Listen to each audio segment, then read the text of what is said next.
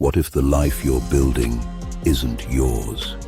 What if success is just perfect motion toward the wrong place? They trained you to climb, to treat exhaustion like proof, to measure your worth in titles, approvals, and numbers that vanish at midnight. So you climb, you adapt, you win, and the world claps, because the world loves a climber.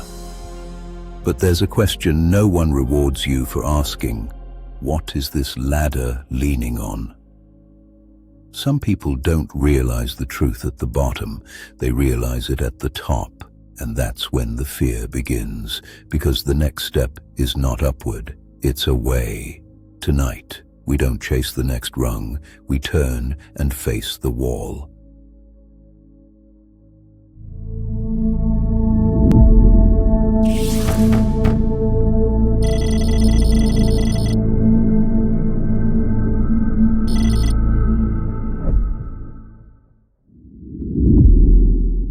Picture a city built vertically, like a living scoreboard, not ruled by kings, but by altitude. The higher you live, the more human you're treated. Down below, heat, noise, crowded air, and faces that never look up. Up above, silence, glass, clean light, and the illusion that you've made it. Every citizen receives a ladder at 16, not wood, not steel, something sharper, a schedule, a ranking, a set of rituals. Wake early, speak correctly, compete politely, smile while your lungs burn.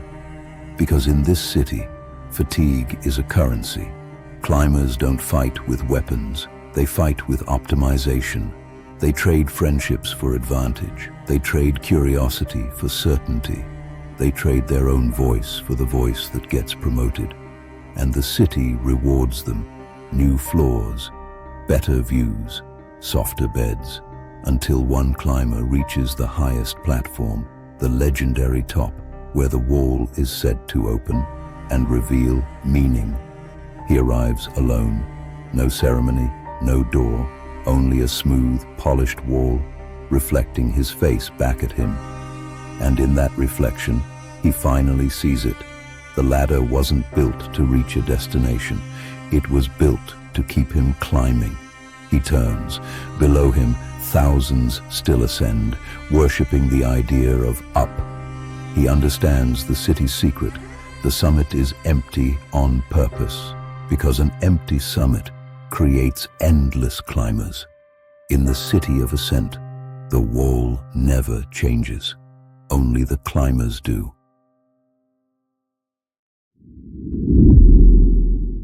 History doesn't warn you with thunder. It warns you with patterns, with people who did everything right and still felt wrong at the finish line. In every era, societies build ladders. Sometimes they're made of factories and time clocks. Sometimes they're made of institutions, credentials, and closed rooms. Sometimes they're made of reputation, a fragile thing that forces a person to become a performance. We remember the winners as statues, composed, confident, complete.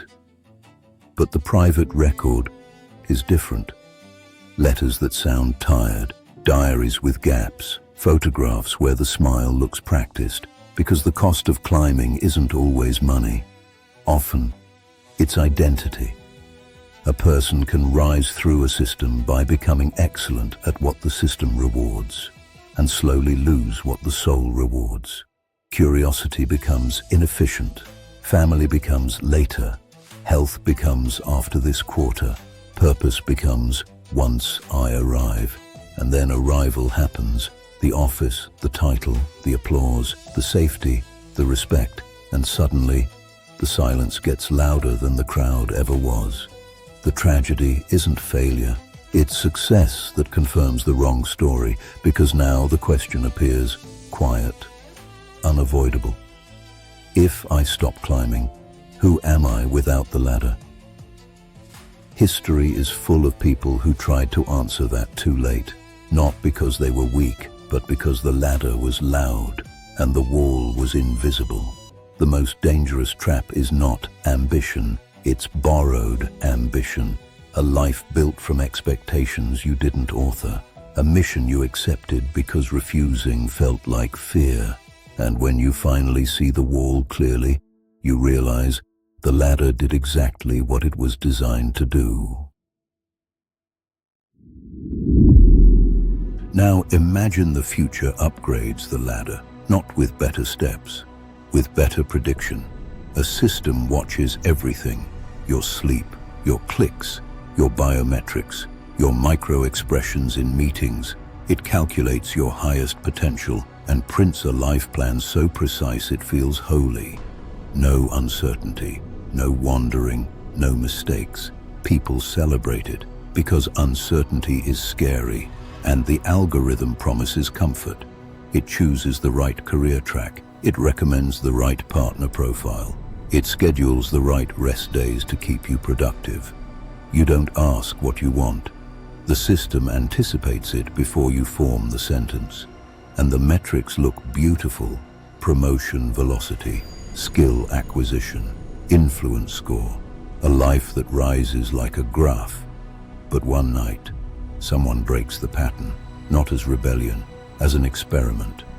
They turn off the feed, they decline the recommendation, they step away from the ranked path and feel something terrifying.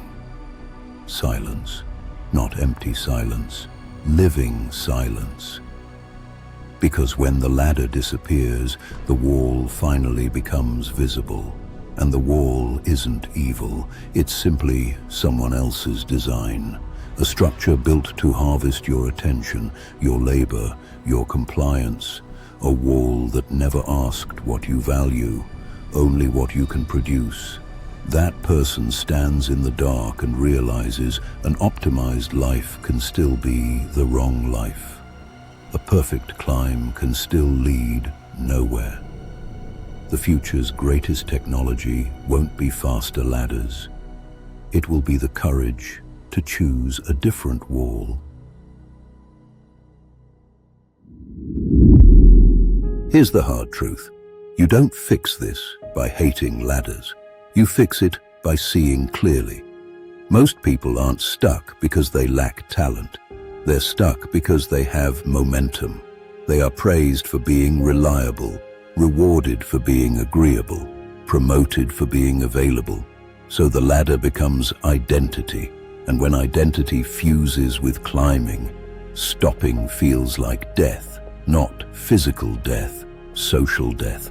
The fear of disappointing people, the fear of wasting years, the fear that without the ladder, you'll be no one. But clarity isn't a collapse. Clarity is a correction. Start with one question you can't outsource. What do I want this life to stand for? Not what looks impressive, not what earns instant approval, not what makes strangers call you successful. What do you respect when nobody is watching? Then look at the wall. The wall is your direction, the values you serve, the people you protect, the craft you refine, the peace you refuse to trade away. Sometimes the ladder is fine, but it needs to be rotated.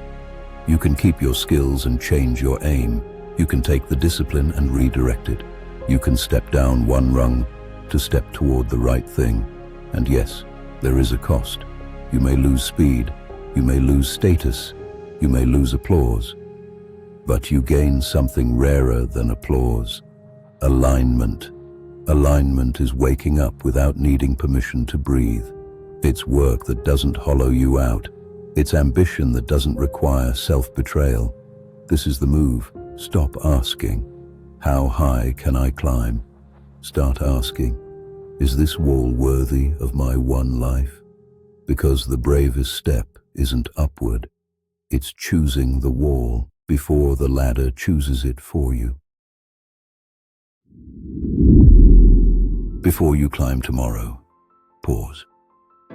Not to quit, to see. Look at what your effort is feeding. Look at what your time is building. Look at the wall you've been told to worship. If the wall is right, climb with honor. Climb with boundaries. Climb without losing your name. But if the wall is wrong, don't wait for burnout to become your teacher. Don't wait for the top to feel like a trap. Don't wait until your life becomes a trophy you can't live inside. Because the real success isn't reaching the highest rung, it's realizing you're allowed to change direction. So, tonight, do one quiet act of power. Choose what matters. Choose what stays when titles vanish. Choose the wall that deserves your days. And remember, you climb the career ladder until you realize it was leaning against the wrong wall.